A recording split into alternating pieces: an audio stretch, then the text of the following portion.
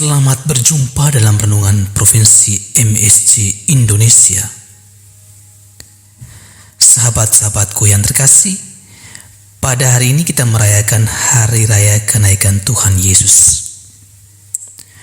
Pada hari kenaikan ini, kita merayakan Kristus yang telah bangkit, yang menampakkan diri untuk terakhir kalinya kepada para muridnya.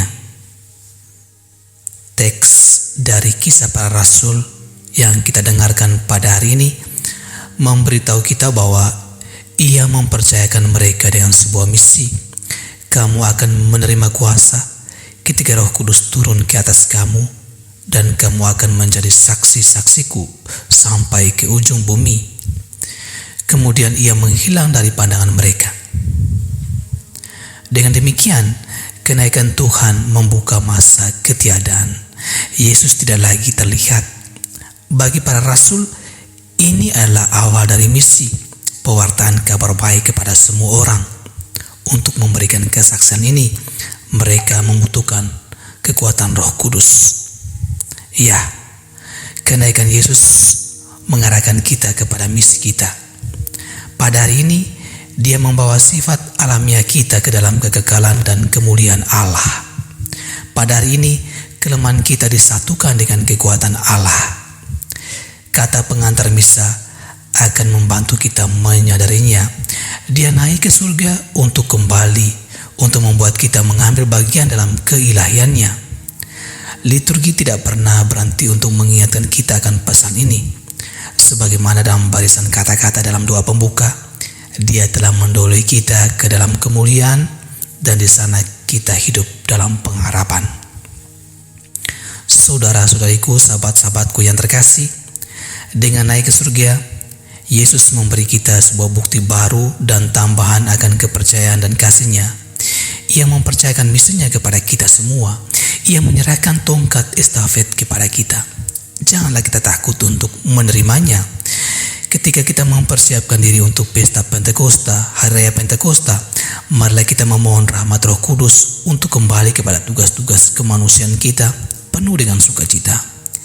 Yesus telah pergi ke surga, tetapi kita sebagai orang Kristen dapat bersamanya di dalam doa dan di dalam Ekaristi seperti ke-12 Rasul pertama, dan dikobarkan dengan semangat kerasulan untuk melaksanakan bersamanya pelayanan penebusan bersama yang terdiri dari menabur damai dan sukacita. Jika kita hanya mengandalkan kekuatan kita sendiri, kita tidak akan mencapainya.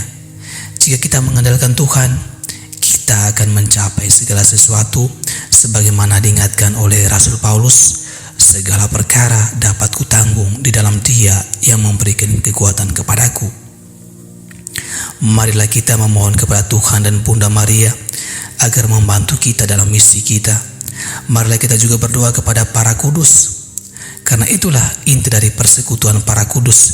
Kita percaya akan persekutuan dengan gereja yang tidak kelihatan, dengan mereka yang telah mendahului kita, entah itu orang-orang kudus yang dikanonisasi dan diakui oleh gereja, atau umat beriman yang telah meninggal.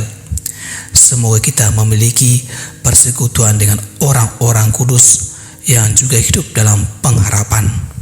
Marilah kita memohon kepada mereka agar mereka dapat membantu kita untuk menjadi saksi-saksi kasih Allah yang memanggil kita dari kegelapan kepada terangnya yang indah, yang memanggil kita untuk hidup di bumi seperti di surga.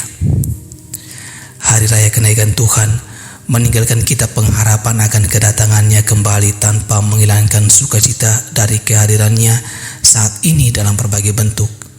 Kehadiran yang dapat diakses oleh semua orang yang percaya dan mengakui Dia sebagai juru selamat dunia.